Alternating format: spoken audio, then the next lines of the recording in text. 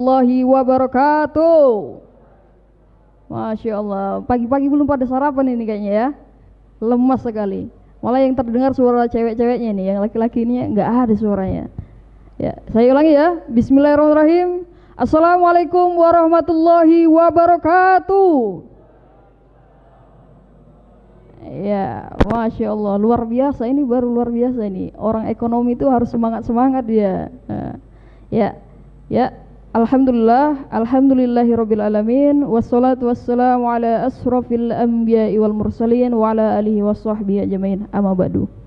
Ya, pertama-tama marilah kita panjatkan syukur alhamdulillah kepada Allah Subhanahu wa taala yang mana kita semua masih diberikan nikmat iman, nikmat kesehatan sehingga kita dapat hadir dalam acara ini, tentunya dalam keadaan sehat walafiat dan juga dalam keadaan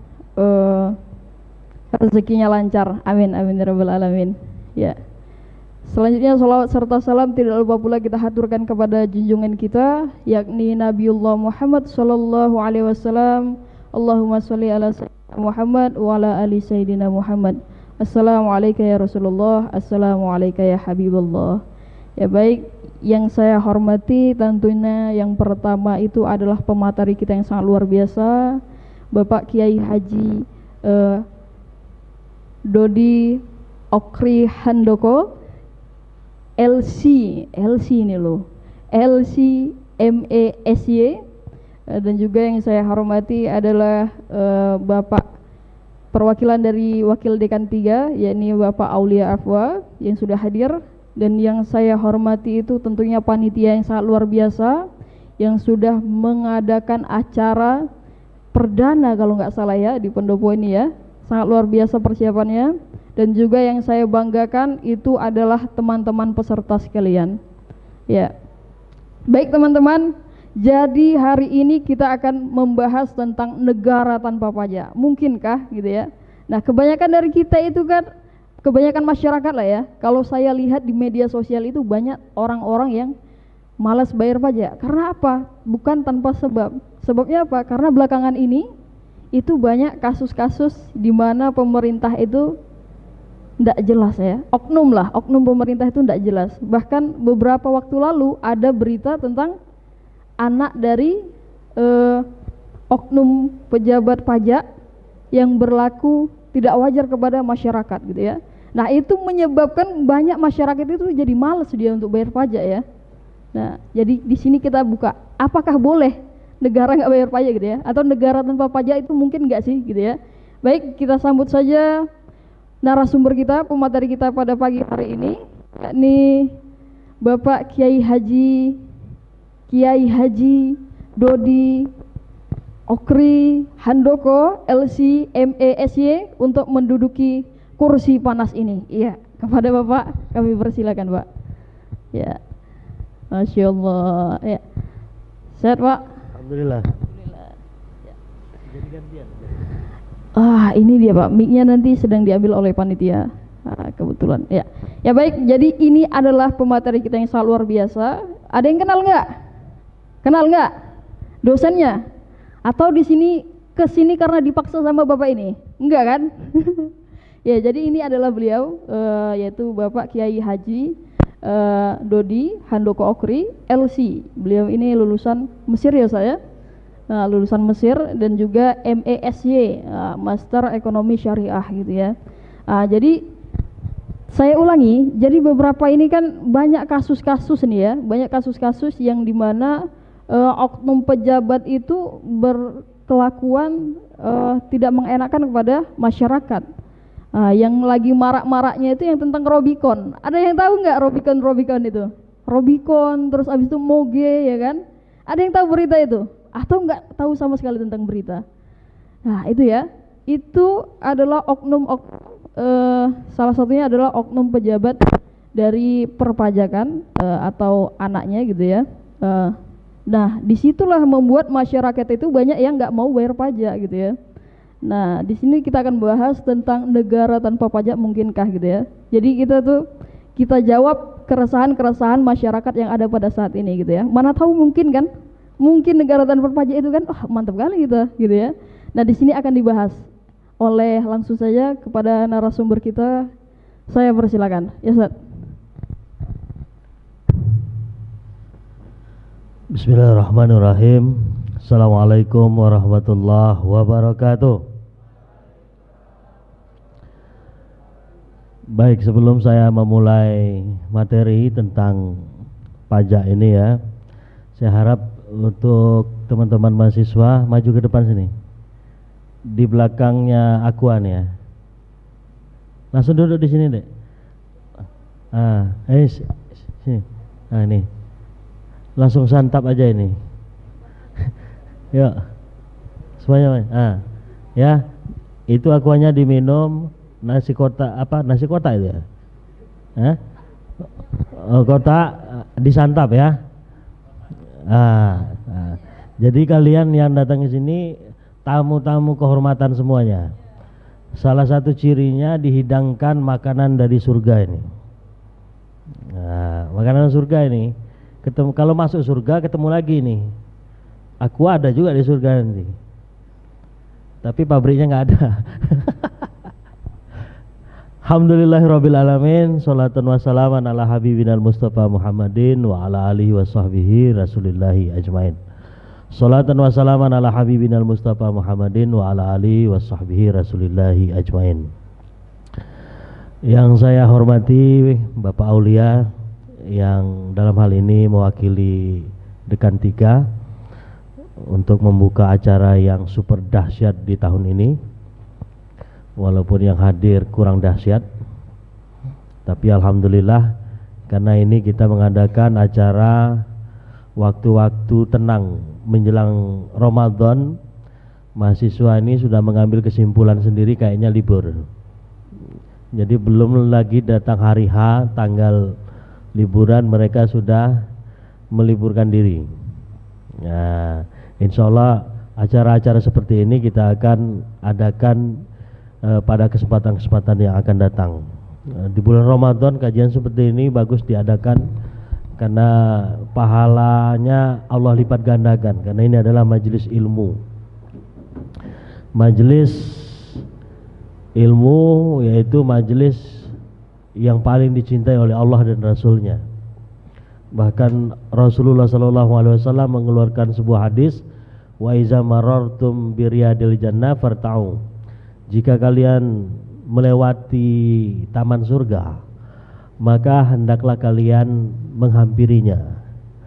Lalu ditanya oleh Rasulullah SAW, Maryadul Jannah, ya Rasulullah, mana ada taman surga di dunia ini? Ada, kata Rasul, yaitu majelis ilmu. Jadi majelis ilmu itu adalah taman surga yang Allah hidangkan, yang Allah letakkan di muka bumi ini. Jadi kalau ada majelis-majelis seperti ini, ada undangan dari panitia mahasiswa itu dengan riang gembira menyambutnya, bahkan bersemangat untuk menyambutnya, begitu ya. Kenapa? Harus dengan pengetahuan, dengan bertindak, berbuat itu dengan pengetahuan. Maka insya Allah majelis seperti ini akan mencerdaskan kita.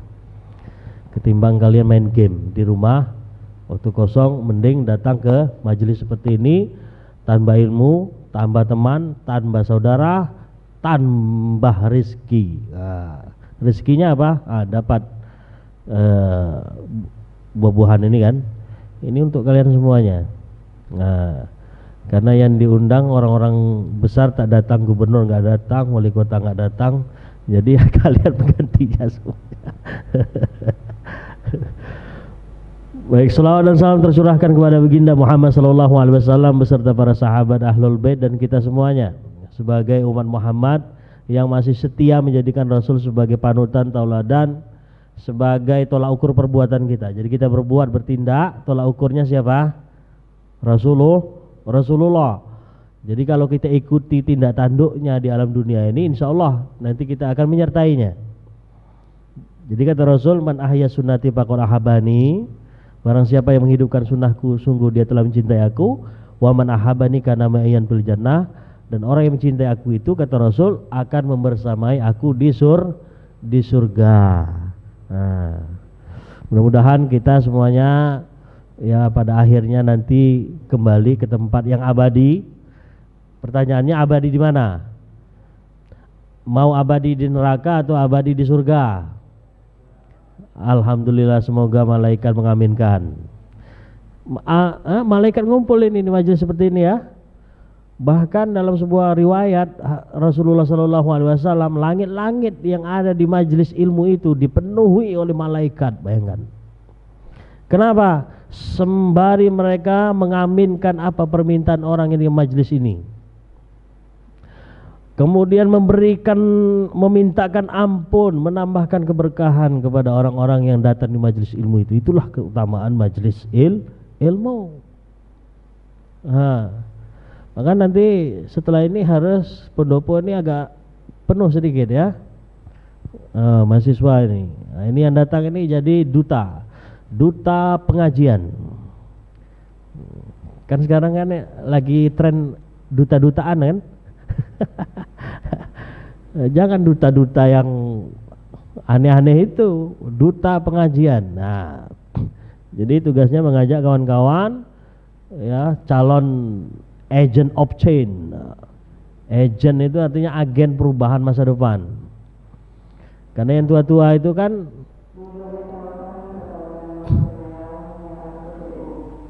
baik, ini tabrakan ya,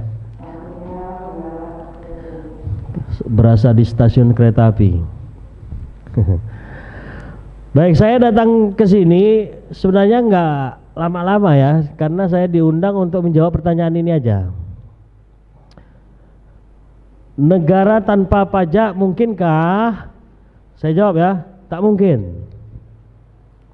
Udah selesai, balik kita.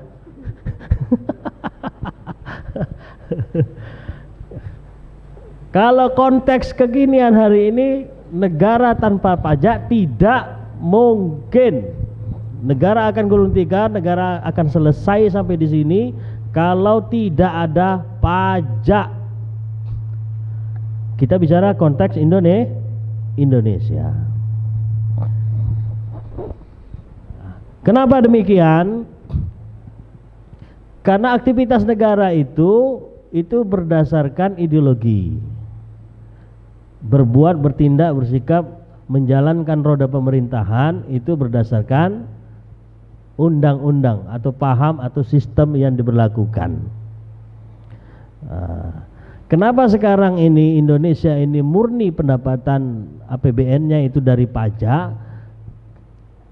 Kenapa? Karena ada sebab-sebabnya.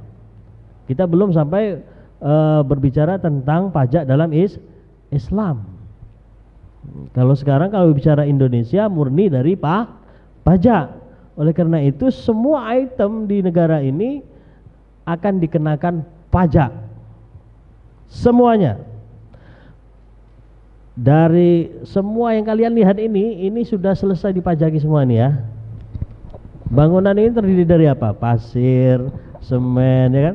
Semuanya itu tidak lepas dari pajak. Maka negara ini sebenarnya kalau sampai ngutang ke luar negeri itu mustahil kalau mereka memang memaksimalkan item pajak-pajak ini. Tinggal satu saja di Indonesia ini yang belum dipajaki, yaitu angin. Kalau bumi, tanah, air semuanya sudah ya. Tinggal satu item lagi yang belum, yaitu udara ini. Tapi nanti kalau kurang lagi APBN kita, yaitu pendapatan negara kita ini, mungkin kemungkinan ya angin ini atau oksigen ini akan dibuat konsepnya untuk berlakukan pajak atas oksigen di Indonesia. Gimana, setuju? Hah? Setuju nggak? Loh gimana ini? Terus gimana tolak ukurnya nanti bayar pajaknya? Kalau Honda kan jelas ya, CC gitu kan, merek ya. Kalau angin nanti gimana?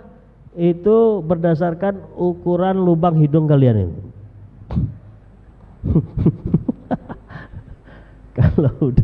Kalau lubang hidungnya besar, besar pajaknya. Nah itu nanti tuh.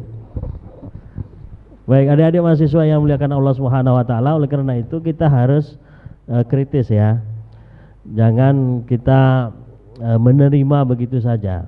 Maka kajian seperti ini adalah kajian ilmiah, boleh dipertanyakan sedalam-dalamnya. Ini bukan doktrin, betul-betul kajian ilmiah, ada sumber, ada dasar. Oleh karena itu kita wajib untuk mengkaji ini semuanya. Ini konteks Indonesia. Nah sekarang ini banyak masyarakat yang enggan membayar pajak. Kenapa? Karena peruntukannya nggak jelas. Kemudian ada oknum-oknum yang memang mengambil manfaat untuk kepentingan pribadi dan golongan terhadap perpajakan ini, ya. Kita lihat bagaimana kehidupan hedonis yang sangat luar biasa, tampak dari anak, istrinya dan sebagainya itu, ya, yang tidak wajar mereka dapatkan, padahal mereka itu adalah seorang pegawai negeri sipil yang kita tahu sama tahu gajinya berapa gitu loh. Ketika ada penambahan kekayaan yang tidak rasional, ya kan?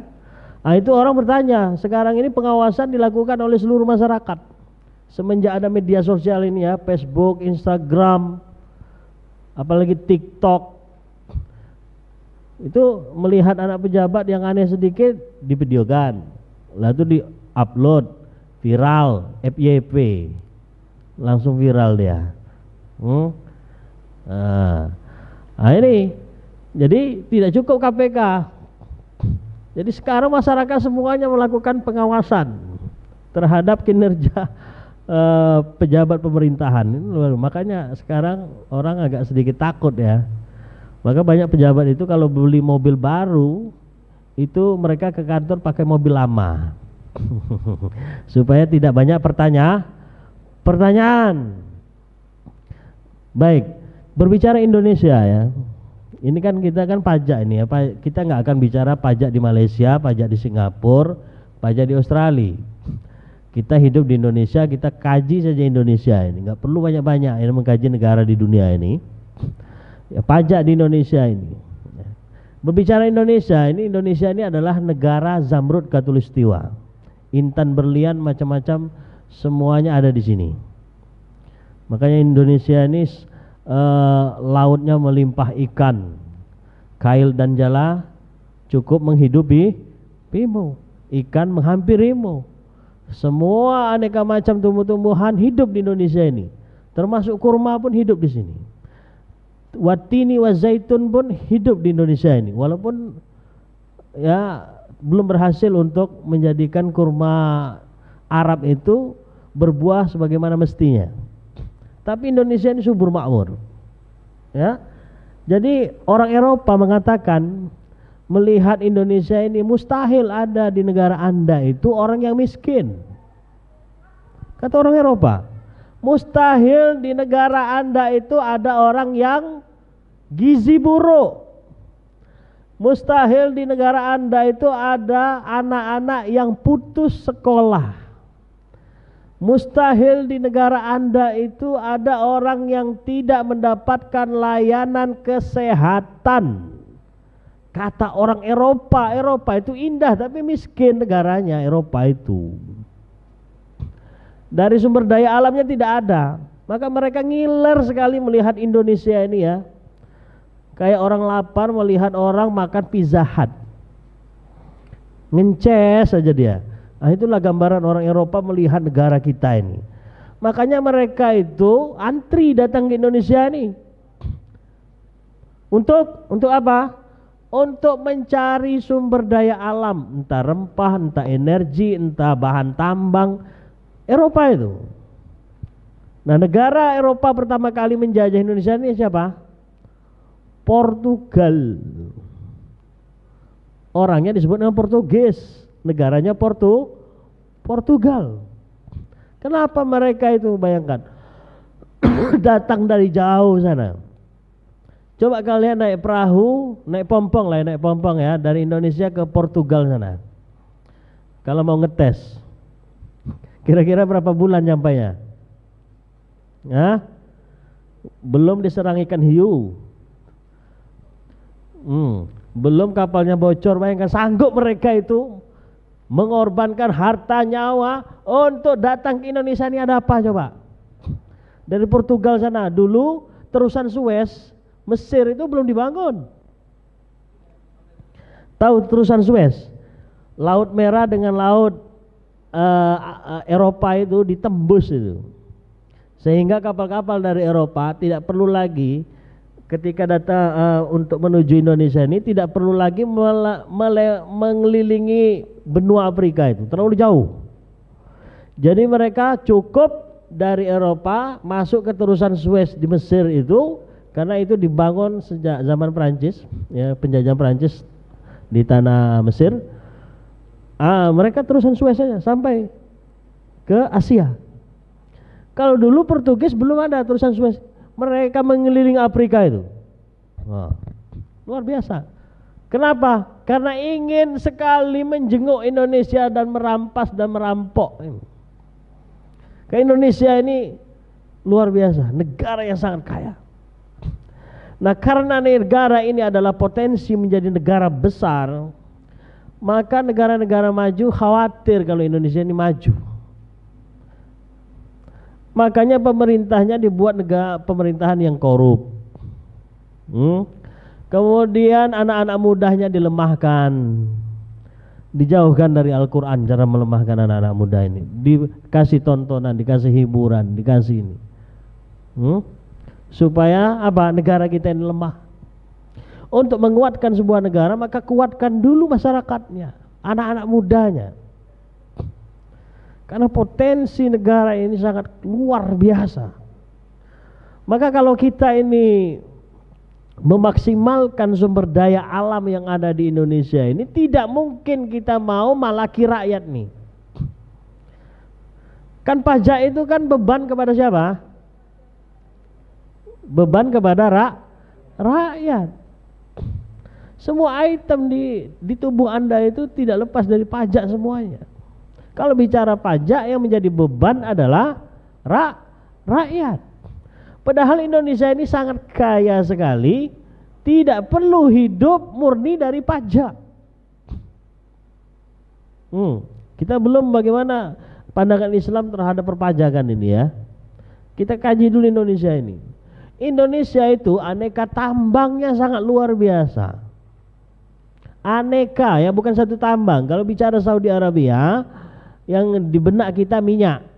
Bicara Qatar, petrodolar itu ya, Qatar, Abu Dhabi, Kuwait, Irak, itu adalah negara-negara penghasil minyak terbesar di dunia. Minyak tok.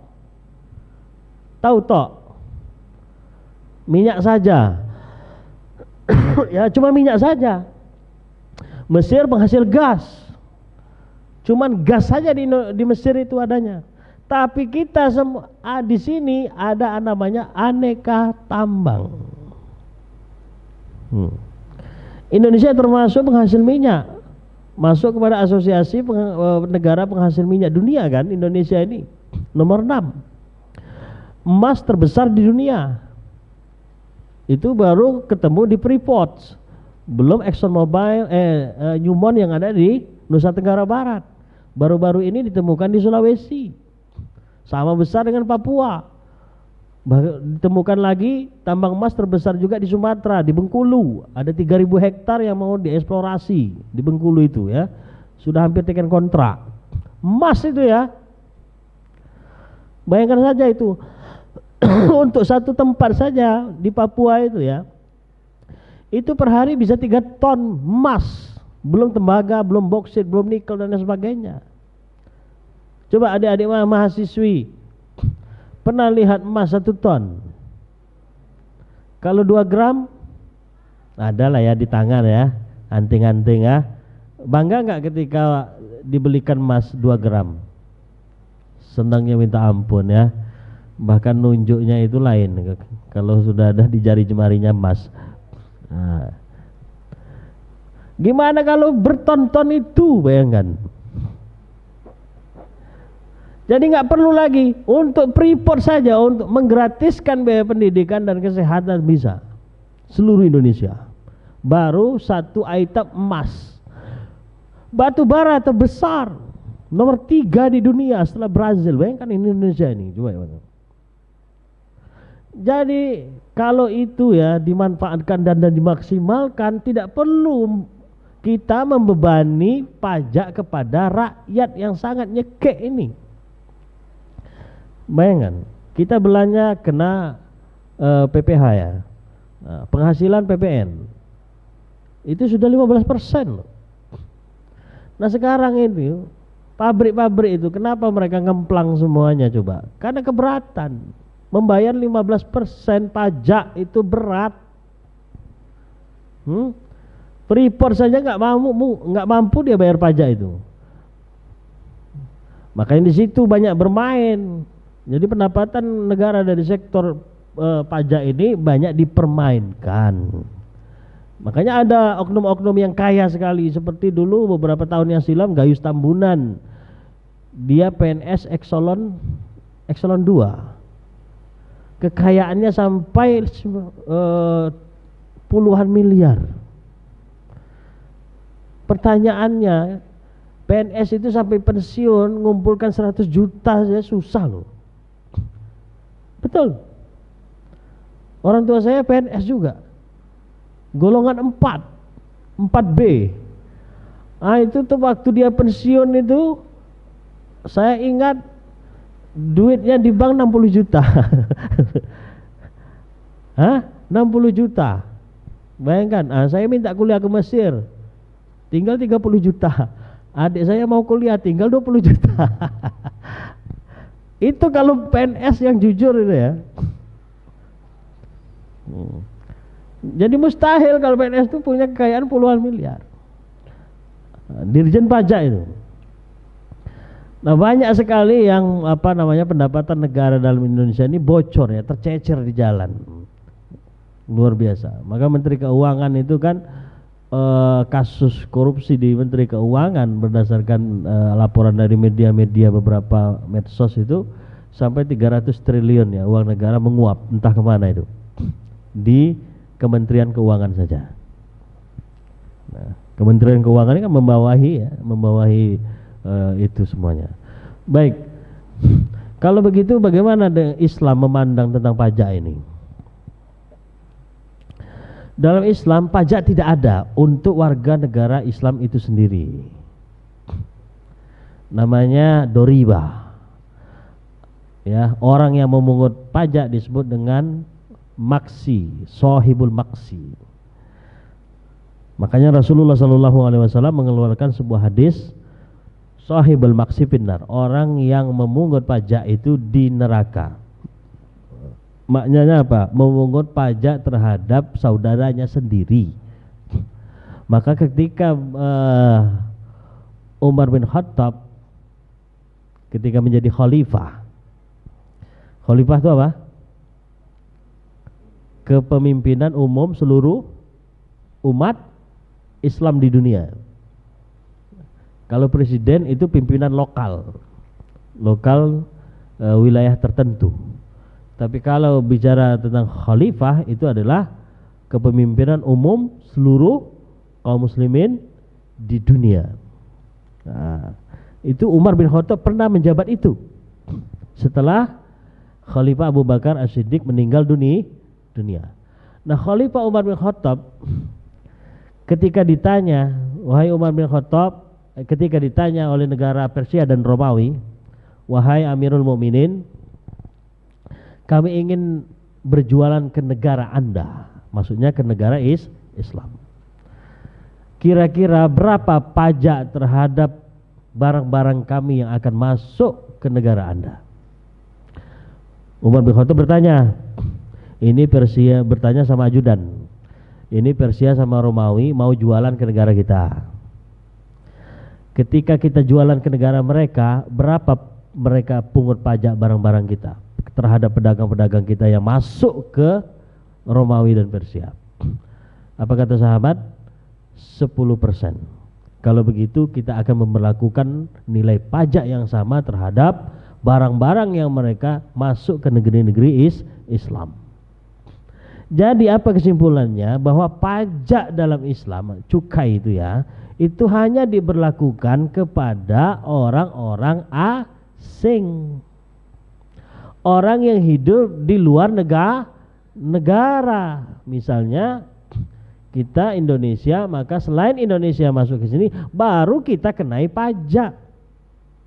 Tapi kalau orang Indonesia yang berjualan nggak perlulah dipajaki kan, ini kalau konsep Islam.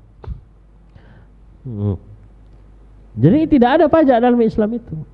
Sampai pun kalau orang Muslim ya impor barang yang akan diperjualbelikannya untuk kebutuhan dan distribusi ke negeri-negeri Islam pun tidak akan dikenai pajak. Bayangkan. Jadi kalau nggak ada pajak itu kan harga motor, harga kendaraan, harga material dan lain sebagainya kan sangat-sangat murah. Nah ini kita ini dipajaki semua. Bahkan barang itu ya berkali-kali kena pajak loh itu. Pertama ketika dia diimpor dia kenapa?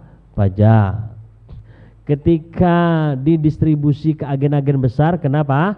Pajak lagi. Sudah 2 kali itu. Dari agen besar ini diecerlah ke Indomaret, Alfamart itu kenapa? Pajak lagi. Terus kalau itu bahan baku itu tiba-tiba dibuat produk yang lain, maka produk yang lain itu kena pajak. Makanya roti-roti yang kalian makan itu sudah berapa kali terkena pajak itu, baru masuk ke mulut kalian itu.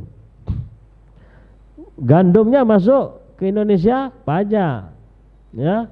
Gandum dari importir ke agen-agen besar sudah kena pajak lagi, agen besar ke agen-agen kecil kena pajak lagi, ya. Gandum ini akhirnya dibelilah sama roti, dibuatlah roti, pas dijual kenapa? Pajak lagi. Maka pajak ini berlipat-lipat loh, nyekek ini. Karena ini ada beban terhadap, akhirnya apa? Kemampuan beli kita berkurang karena mahal. Makanya dalam Islam kalau barang-barang tersebut untuk kepentingan warganya sendiri, maka barang tersebut tidak dikenai pajak. Contoh Saudi Arabia. Saudi Arabia itu mobilnya mobil Eropa semuanya.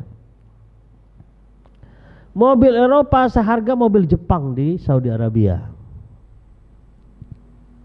Coba, makanya di Saudi itu jarang kita temui ada mobil Avanza.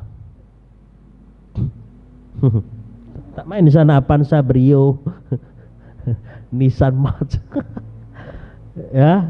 Nak main di situ tuh GMC, ya, Ferrari, Lamborghini, kemudian Hummer, itu mobil-mobil orang Timur Tengah itu, Arab Saudi. Dan itu mereka parkir di jalan-jalan gitu aja, nggak ada masuk rumah itu, dikunci pakai gembok 6 kali. Kenapa? Aman Santoso di sana. Luar biasa. Coba di kita jangan kita parkir Hummer kita di luar rumah, bangun tidur tinggal bannya aja satu ditinggalkannya, ya. Itu kenapa murah? Karena nggak ada pajak. Untuk kebutuhan dalam negeri di Saudi Arabia itu nggak ada pajak. Makanya kalau kita beli Indomie di Saudi itu sama harganya dengan Indonesia. Cobalah kalian ke Saudi, umroh sekali-kali ya, lihat itu barang-barang di sana itu murah. Kenapa nggak ada pajak? Walaupun Saudi Arabia ini tidak menerapkan syariat Islam 100%, tapi cobalah pengaruh dari syariat satu saja diberlakukan itu memberikan kemudahan yang sangat luar biasa bagi umat manusia, ya. Kenapa saya katakan umat manusia? Karena Islam ini kalau diberlakukan ngefeknya bukan hanya kepada orang Islam, tapi kepada umat Islam. Kaum muslimin rahmatullahi Allah Subhanahu wa taala, walaupun demikian yang namanya pajak itu kalau menurut dalam Islam, ya, dalam konteks Islam kapan diberlakukan? Ada, tapi tidak setiap saat. Ketika anggaran belanja negara terganggu. Ketika anggaran belanja terganggu. Kalau anggaran belanja terganggu, barulah dalam sistem ekonomi Islam pajak diberlakukan. Tapi tidak ke semua orang. Dipilih orang-orang kaya saja seperti Abu Rizal Bakri, Akbar Tanjung, kemudian Yusuf Kala, itu kan orang-orang kaya kan. Kemudian Tommy Winata, siapa meneh? Banyaklah orang-orang kaya ya. DH itu apa? Dedi Handoko. Saya Dodi ya. Dedi Handoko itu pengusaha hiburan klub ya, klub malam. Saya kalau nggak belajar Islam mungkin ikut juga bisnis. Makanya belajar Islam supaya selamat ya. Nah, selamat. Belajar Islam ini, enak belajar Islam ini sesuai dengan fitrah, sejalan dengan fitrah manusia. Jadi kalau kita bicara menurut pemikiran Islam itu mengalir aja ya, enak pikiran kita. Tapi kalau mikir kiri, mikir kanan, itu suntuk ini. Nah, itu saja yang dibebani pajak. Datanya dari mana? Kolaborasi sama amil zakat.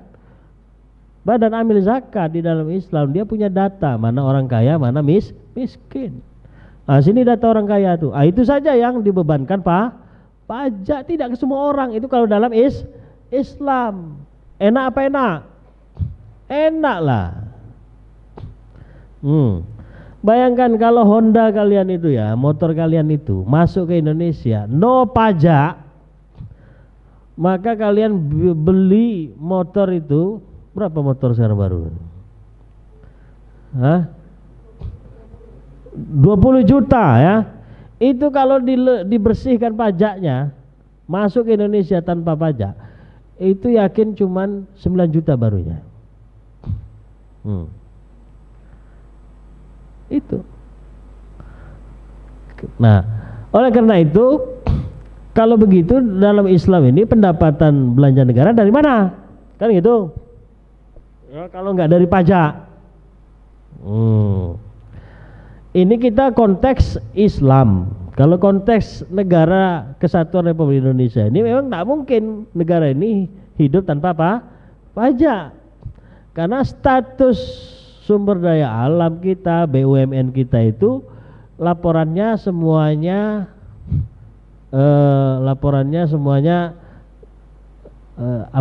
rugi ya. PLN katanya laporannya rugi ya. Pertamina rugi. Kalian kan orang ekonomi ya.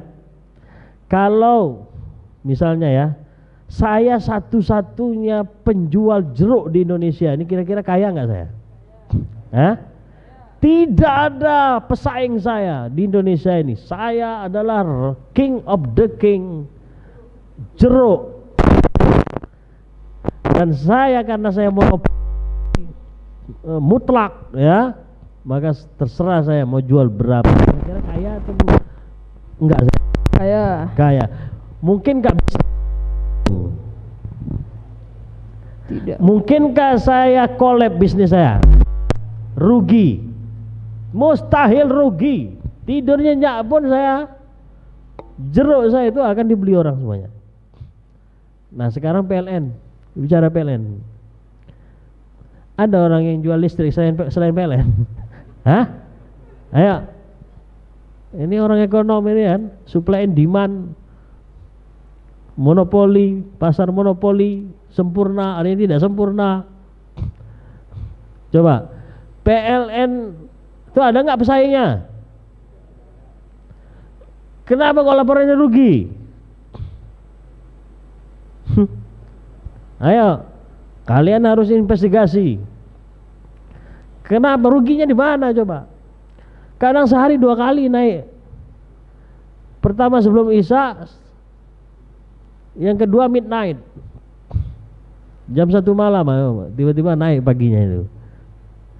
Itu PLN. Di mana letak ruginya coba?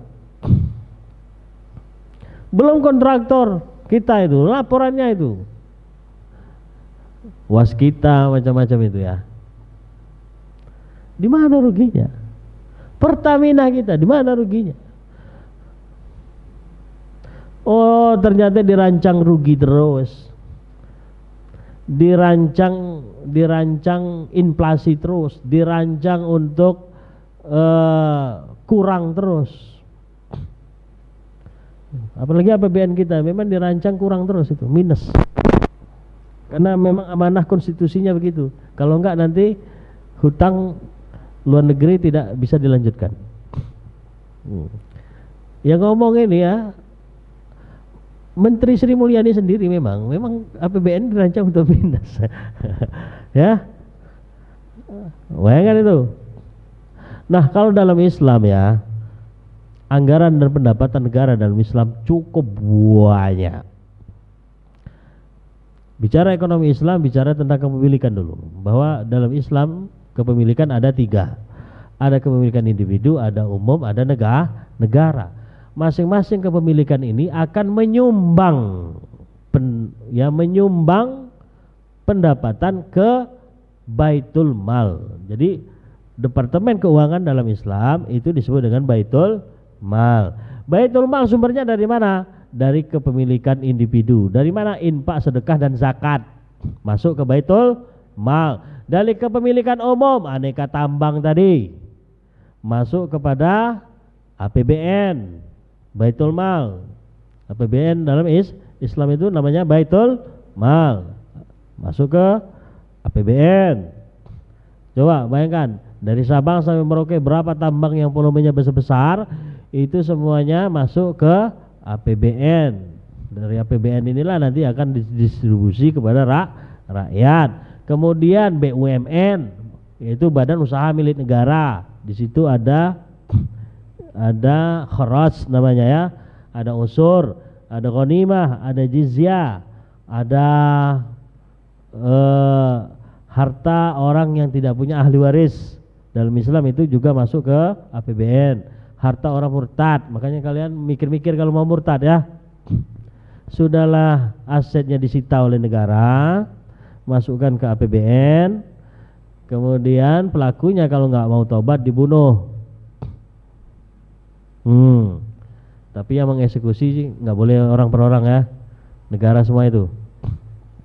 Nah itu kalau dalam Islam, bayangkan ada 12 pintu pemasukan ya, pintu-pintu pendapatan APBN dalam Islam.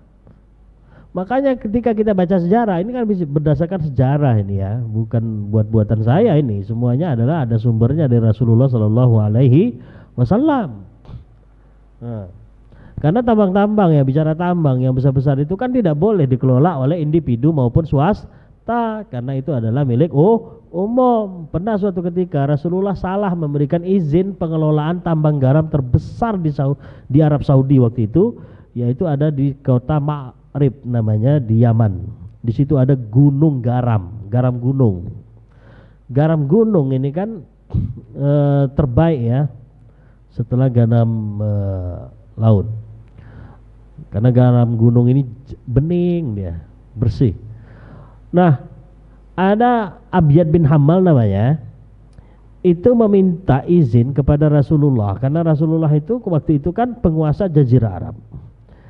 Ingat baik-baik ya, Rasul bukan hanya mengajarkan sholat ya. Rasul itu bukan sekedar sosok yang ahli ibadah tok, tapi dia juga adalah kepala negara, penguasa Jazirah Arab ketika itu ya. Jadi di Yaman ada gunung garam yang sangat luar biasa volumenya, besar sekali. Lalu ada namanya sahabat Rasul Abyad bin Hammal meminta izin pengelolaan tambang garam yang ada di Ma'rib itu.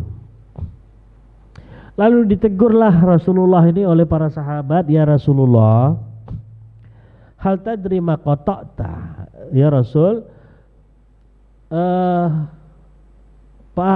ya Rasul, tahukah engkau apa yang telah kau berikan izin kepada Abyad bin Hammal?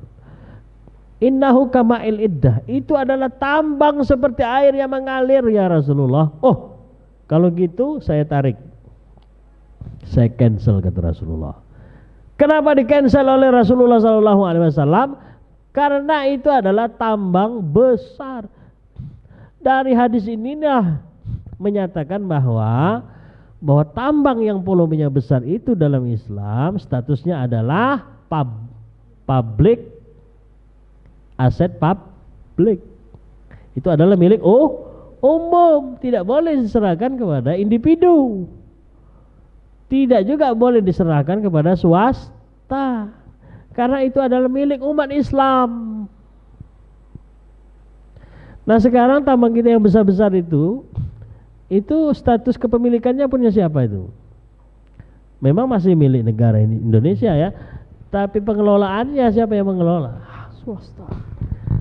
Semuanya investor asing. Walaupun atas nama kita sudah beli saham 50% aset Freeport, 50% itu kita dibebankan pajak di situ, maintain di situ. Jadi prakteknya ya 0% juga. Kenapa pula kita milik kita kok kita beli saham? Nah, ya. Nah, dari mahasiswa harus tahu itu semuanya. Konsep-konsep seperti ini ya. Namanya kita kan mengkaji. Kaji itu kan carilah ilmu yang memuaskan, kan gitu kan. Yang memuaskan akal dan batin. Itu baru ilmu. Nah, kalau ilmu itu masih bisa diperdebatkan, membuka ruang perdebatan, nah itu belum pada tahap ilmu, karena ilmu itu netral, dia semua orang mengakui, ya, semua orang menerima gitu ya, itu ilmu itu. Tapi kalau masih diperdebatkan gitu ya belum ilmu namanya. Baik. Nah ini dari sektor pertambangan baru ya. Bayangkan Indonesia ini tambang berapa? Coba kalau dikelola secara mandiri oleh negara, ya, secara transparan dan akuntabilitas ya. Jangan, karena dalam Islam itu kan pejabat-pejabat ini kan itu digaji dengan semaksimal mungkin. Kalau dalam Islam, supaya apa? Supaya mereka menjalankan roda pemerintahan ini dengan benar, ditambah dengan sanksi hukum yang keras. Kita ini kenapa banyak bolong-bolongnya? Karena kepastian hukum di Indonesia ini nggak jelas. Jual beli pasal sesuatu yang biasa di Indonesia ini, sehingga para koruptor-koruptor itu ketika dia korupsi, dia pastikan ketika dia ketangkap nanti, ya, itu dia bisa beli sel tahanan, dia bisa menyulap penjara-penjara itu bak hotel, dan dia bisa membeli pasal-pasal itu yang dari ancaman 15 jadi 10. Makanya mereka kalau korupsi ya jangan tanggung-tanggung, menjadi koruptor yang kafah. Ya, di dunia ini jangan tanggung-tanggung dua ya. Kalau mau jadi kafir, kafir secara kafah. Kalau jadi orang Islam, Islam lah yang kafah, yang menyeluruh, yang totalitas. Karena dua-duanya ini akan sejahtera memang. Tapi ada yang sejahtera di dunia saja, ada yang sejahtera dunia akhirat. Mau yang mana? Sejahtera di dunia saja, di akhirat masuk neraka, atau sejahtera dunia akhirat? Buktikan kata-katamu ya. Jangan gombal. Tahu gombal? Lain di mulut, lain di perbuatan. Gombal itu namanya. Jadi harus seirama itu, harus buktikan. Itu baru satu sektor, belum ghanimah. Ghanimah itu apa? Ghanimah ada fa'i, ada anfal, ya itu semuanya anfal ya, rampasan perang. Dalam Islam itu salah satu penyumbang pendapatan negara terbesar juga adalah rampasan perang.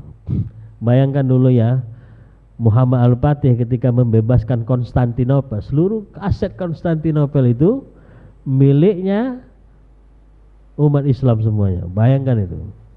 Di situ ada emas, di situ luar biasa. Makanya menjadi negara superpower ketika itu ya, Muhammad Al-Fatih itu, Konstantinopel. Bayangkan kalau Indonesia ini membebaskan Singapura misalnya, berapa pendapatan kita? Di Singapura itu ada negara yang ada uang yang istilahnya yang disimpan saja itu apa istilahnya, Ustaz? Uang inden apa? Itu 6.000 triliun.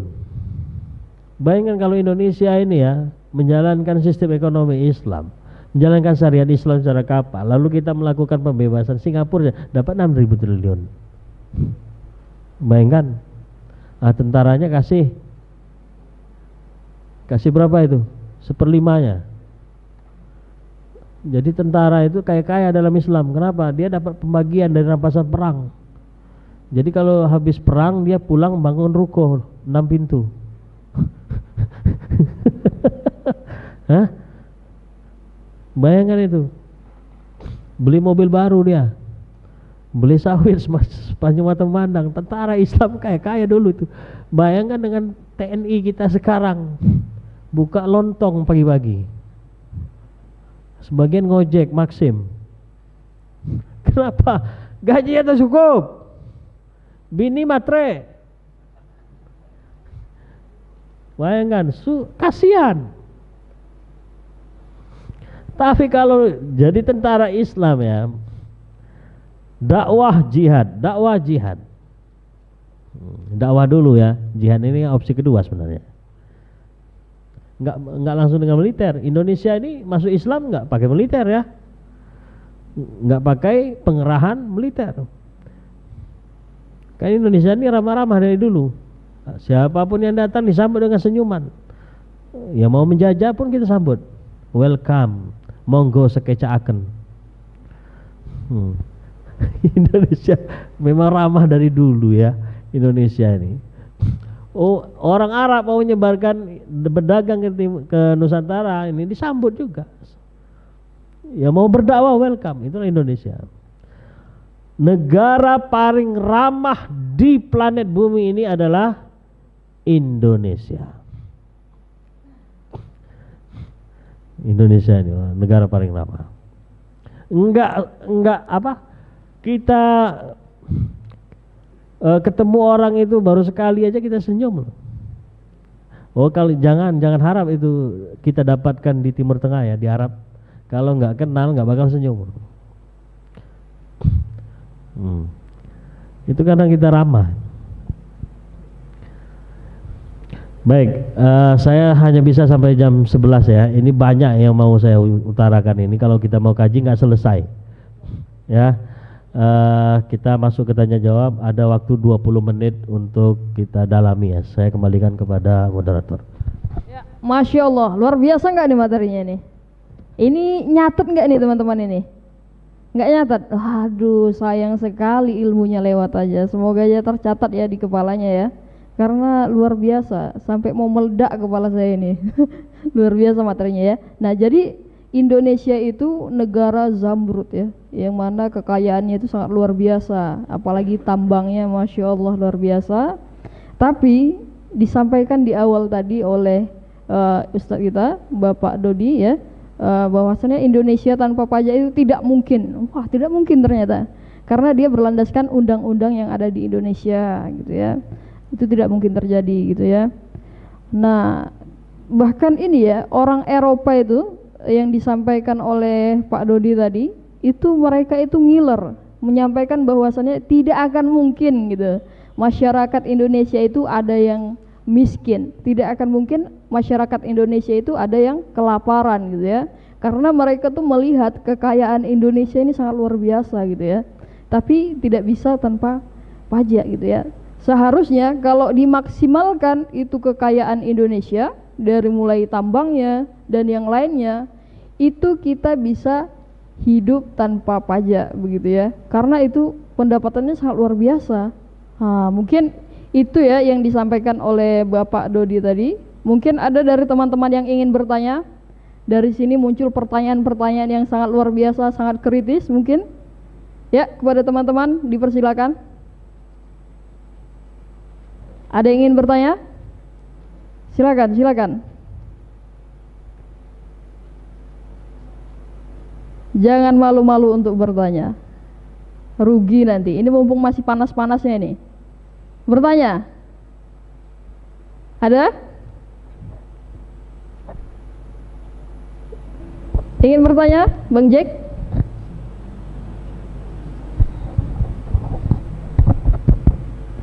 Ada yang ingin bertanya? Ya, mungkin saya dulu lah yang bertanya ya, untuk menunggu teman-teman ini memikirkan pertanyaan yang sangat luar biasa ya. Jadi gini Ustaz, tadi kan di dalam Islam ya, kita cerita dalam Islam tadi kan pajak gitu ya. Pajak itu kan tidak ada dalam Islam kecuali untuk orang-orang luar negeri ya Ustaz ya. Dan juga itu pajak itu diberlakukan ketika anggaran belanja itu terganggu gitu ya, tapi tidak untuk semua masyarakat, itu untuk orang-orang tertentu saja gitu ya. Nah pertanyaannya Ustaz, itu Islam itu kan untuk seluruh umat ya, untuk seluruh umat, dan juga itu harus kita laksanakan, kita patuhi karena itu dari Sang Pencipta kan. Nah tadi kan Ustaz menyampaikan bahwasannya memungut pajak itu dapat masuk neraka. Lalu bagaimana saat ini Ustaz? Ini kan kita kan dipungut pajak Ustaz. Ya mungkin kepada Ustaz silakan.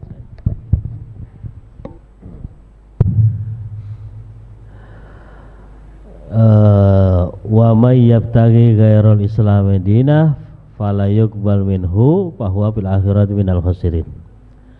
Barang siapa yang mencari ajaran, konsep, aturan selain Islam, fala yuqbal minhu, apa kata Allah? Aku tidak akan kuterima.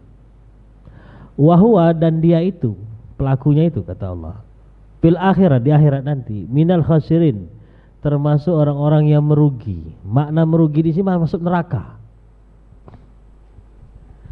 Jadi kalau orang yang nggak mau menerapkan aturan Islam, bahkan dia meyakini bahwa aturan sekarang jauh lebih baik dari Islam, aturan ini sesuai dengan kekinian, aturan Islam itu sudah masa lalu, itu kenangan, yakin ya itu bisa keluar dari Islam.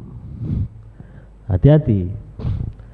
Nah, oleh karena itu ya, memungut pajak serampangan itu kan sebenarnya tidak manusiawi dan tidak sesuai dengan Islam. Tapi wajar untuk Indonesia sekarang ini suatu kewajaran karena Indonesia tidak menerapkan syariat Islam.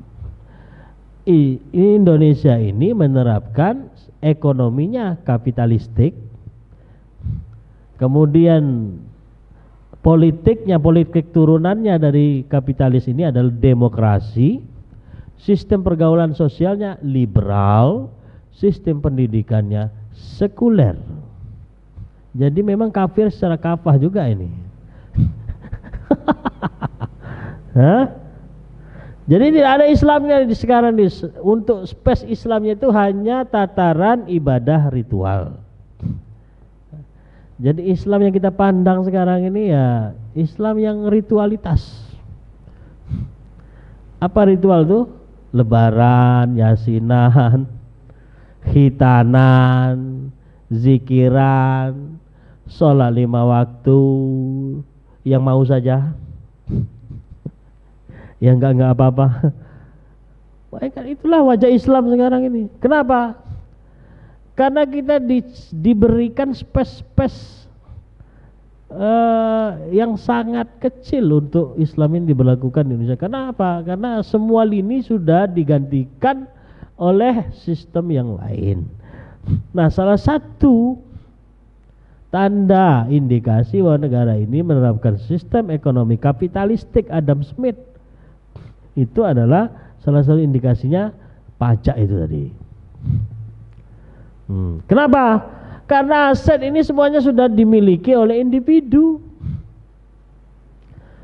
Karena sistem kepemilikan menurut kapitalistik hanya mengenal satu jenis kepemilikan saja, yaitu kepemilikan individu. Maka seorang kaya di Indonesia, dia bisa menguasai aset-aset strategis di Indonesia ini. Lalu apa peran pemerintah? Pemerintah cuma berperan sebagai legal formal saja. Apa yang diinginkan oleh oligarki namanya ya, pengusaha-pengusaha tadi, tolong buatkan izin tambang saya, siap bos. Tolong buatkan pasal ini, siap bos.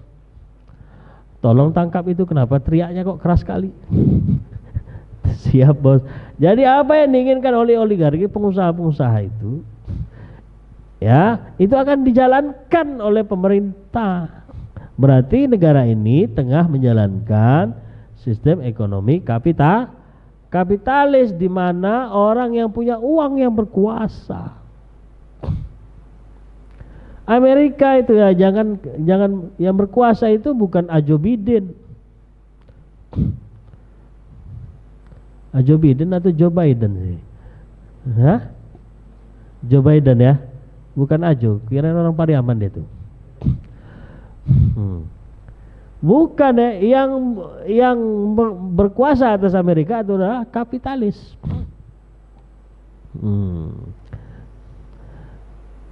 Freeport itu bukan BUMN Amerika, itu punya individu itu ya. Punya keluarganya Rockefeller namanya, orang terkaya di planet bumi ini.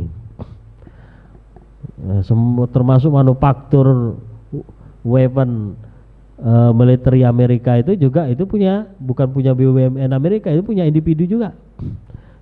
Jadi siapapun yang akan menguasai Amerika Serikat itu harus manut dan patuh terhadap oligarki kapitalis Amerika yang dikuasai oleh Yahudi dalam hal ini ya.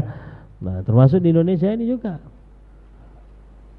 Karena itu adalah kenapa Rasul mengatakan pemungut pajak itu di neraka, karena itu membebani. Yang namanya penguasa, yang namanya imam, yang namanya sultan, yang namanya penguasa itu ditugaskan Allah Subhanahu wa taala untuk memudahkan kehidupan manusia. Untuk melayani, untuk mengayomi, untuk melindungi, untuk mengurusi. Itulah yang disebut dengan ra'in. Orang yang diurusinya disebut dengan ra'iyah. Indonesia susah ngomong ra'iyah ini, jadi rakyat. Tahu? Yang mengurusi rakyat itu disebut dengan ra'in, imam, sultan, Mr. President. Kalau kalau rakyat dibebani, disusahkan, maka pasquk alih, Allah akan susahkan juga urusannya. Mamin, kata Rasulullah, siapa saja yang mengurusi urusan umatku lalu dia memudahkannya hidupnya, maka Allah akan mudahkan. Jika siapa saja yang mengurusi urusan umatku lalu dia ini menyulitkan urusan umatku, kata Rasulullah sallallahu alaihi wasallam, maka aku akan sulitkan juga urusannya. Dan dia di akhirat nanti tidak akan aku berikan air dari telagaku ini, kata Rasul. Artinya apa? Dia minum dari telaga neraka. Hati-hati ya. Jadi kalau rakyat hari ini banyak sekali yang menderita, nggak kebayang kita gimana lah pertanggungjawabannya nanti di hadapan Allah Subhanahu wa taala. Karena tugas pemerintah itu untuk bagaimana rakyat ini bahagia, senang semuanya, semua kesulitannya diurai, dibantu. Makanya sekarang jangan macam-macam anggota dewan nggak ngurusi rakyat, langsung yang menggaji lo itu kami ya, kan gitu jadinya. Ya, mereka kan wakil rakyat, kita ketuanya. Mana tinggi ketua dengan wakil? Ketua, tapi kok ketuanya ini yang ngurus, yang melayani. Nah, ini yang terjadi ya. Penting ilmu ini untuk kalian pahami supaya ada perubahan nanti yang akan datang. Ya, jangan target kuliah ini nilai ijazah sarjana juga, jangan sekedar itu, tapi tambah wawasan. Nah, itu makna dari Shahibul Maksi itu ya. Udah. Ada lagi? Ya, cukup mungkin dari penjelasan Ustadz tadi muncul pertanyaan lagi. Kayaknya banyak yang ingin bertanya atau wah ya silakan kepada saudara.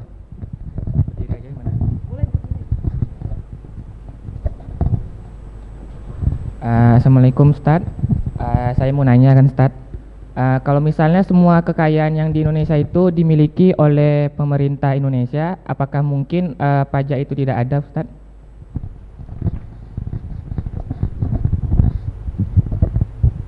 Ya, baik. Terima kasih atas pertanyaannya, luar biasa ya. Jadi pertanyaannya itu tadi Ustaz, kalau kekayaan Indonesia dimiliki oleh negara, apakah kita bisa tanpa pajak? Gitu Ustaz. Ya, mungkin Ustaz. Baik, sebelum sampai di situ, syarat-syarat negara ini akan kuat, sejahtera. Itu yang pertama, dia harus memiliki sumber hukum yang jelas, ideologi yang jelas. Kedua, harus dipimpin oleh orang yang amanah dan bertakwa. Itu dulu ya. Kalau ini syarat-syarat ini tidak ada, maka tidak akan pernah kita sejahtera. Jadi sebelum berbicara tentang pengelolaan sumber daya alam, yang mengelola ini kita perbaiki dulu. Landasan dasar hidupnya itu juga harus jelas. Tapi kalau ideologinya tidak jelas, katakanlah ideologinya adalah kapitalis atau sosialis, itu tidak akan sejahtera juga, tapi untuk golongan-golongan tertentu. Nah, setelah itu maka kita kelola sumber daya alam ini secara maksimal. Dan yakin sekali ya, kalau dikalkulasi sumber daya alam Indonesia ini, maka kita tidak butuh lagi kepada pajak sebenarnya. Tidak butuh lagi kita kepada pajak. Indonesia punya alur laut yang termasuk terpanjang di dunia. Berarti apa? Tambang hasil dari sektor kelautan pun sangat luar biasa. Ikan tuna dari Cina pun melaut sampai ke Indonesia. Makanya orang Cina ngambil tuna kita katanya karena tuna mereka lari ke laut kita. Ya, Vietnam juga begitu ya, mancing di laut Indonesia. Pas ditangkap katanya ini tuna kami, lagi main ke laut kalian. Oh iya ya, maaf kata pemerintah Indonesia. Yang bodoh siapa? Jadi laut saja itu luar biasa. Belum pertanian kita, sawit terbesar di dunia, di Asia Tenggara sawit terbesar, kelapa terbesar di Asia Tenggara. Kalau mau melihat kelapa ya, kelapa terluas di Asia Tenggara, pergilah ke Tembilahan. Sawah kita dulu zaman Soeharto terluas se-Asia Tenggara. Sekarang karena sawit lebih menjanjikan, dirubah semuanya jadi kebun sawit. Penghasil kopi terbesar setelah Brazil. Penghasil kalau jengkol sama pete kita yang nomor 1. Tak ada tandingan. Kemudian penghasil biji besi, nikel, tambang, tembaga terbesar, batu bara terbesar. Semuanya itu 3 besar rata-rata. Memang kita ini Indonesia unggul secara sumber daya alam. Jadi dengan itu kalau dimaksimalkan ya, dikelola secara profesional dan transparan, jujur, amanah, maka kita tidak perlu lagi hidup dari pajak. Sudah pasti, sangat-sangat pasti. Belum lagi kita dari hasil tambang itu kita kelola sendiri, kita manfaatkan sendiri, luar biasa. Maka kita bisa membuat manufaktur berskala dunia. Tank nggak perlu impor, kapal nggak perlu impor, pesawat nggak perlu impor, bangun semuanya, semua bahan baku ada di Indonesia. Kalau manufaktur berat-berat itu ada semua di Indonesia, Efek sampingnya apa? Akan terbuka lapangan pekerjaan untuk mahasiswa UIR. Iya, coba mahasiswa UIR ditempatkan di pabrik tank sebagai manajer operasional, ya kan? Nah, ditempatkan di pabrik, bayangkan itu kalau dikelola secara mandiri. Dan itu mustahil sekarang kalau kita berlakukan di Indonesia, karena Indonesia ideologinya ini yang enggak Islami, paham kebangsaannya ini yang enggak Islami, way of life-nya yang tidak Islami, maka mustahil dia akan lepas dari cengkraman imperialisme. Sekarang penjajah itu enggak lagi nih menjajah negara orang lain dengan bedil meriam, tidak lagi ya, tapi dengan sistem, dengan ideologi, dengan menciptakan pemimpin-pemimpin boneka. Nah, itu yang dilakukan oleh negara-negara imperialis, sehingga siapa saja yang pemimpin bekerja untuk kepentingan imperialisme. Wallahu a'lam bishawab. Masya Allah, sudah jelas ya jawabannya ya. Jadi sudah pasti, wah, negara itu akan makmur jika kekayaannya itu adalah dikelola secara mandiri. Tapi perlu adanya pemahaman gitu ya, ideologi, way of life-nya gitu ya, dari suatu negara tersebut gitu ya, untuk mengelola kekayaan yang ada saat ini, bukan ideologi yang ada saat ini di Indonesia, seperti itu. Ya, karena waktunya sudah mepet, kita sudahi sesi tanya jawab. Nah, teman-teman tadi menangkap nggak ada kata-kata di mana bahwasannya saat ini masyarakat itu kebanyakan Islam itu hanyalah sholat gitu ya, hanyalah sholat, zakat, yang pokok-pokok aja lah, yang penting baik gitu ya. Islam itu hanya seperti itu, dan kebanyakan Islam itu hanya sekedar agama gitu ya. Agama apa? Islam gitu ya, yang penting sholat, zakat, berbuat baik gitu ya. Ternyata Islam itu nggak hanya itu, nggak hanya spiritual aja, tapi juga Islam itu ada yang namanya mengatur negara gitu ya. Makanya ada yang namanya ekonomi syariah. Nah, syariah itu dari Islam gitu ya. Nah, ternyata ada yang seperti itu. Nah, teman-teman tahu nggak sih, Islam itu peraturannya itu menyeluruh. Iya nggak? Ada nggak doa untuk mau tidur? Ada ya. Doa untuk masuk ke toilet ada ya. Nah, jadi Islam itu mengatur dari kita mulai tidur sampai kita bangun tidur hingga membangun negara. Ternyata ada kayak gitu. Nah, insya Allah nantinya kita dari Forse akan mengadakan forum untuk kita sama-sama mengkaji Islam itu bagaimana, mengkaji Islam secara menyeluruh dari mulai dasarnya sampai kita kaji dalam-dalamnya gitu ya. Nah, gitu. Jadi kita emang betul-betul mengkaji Islam secara menyeluruh. Oke, mungkin itu saja dari kami. Selanjutnya akan saya serahkan kepada MC. Sekian, wassalamualaikum warahmatullahi wabarakatuh.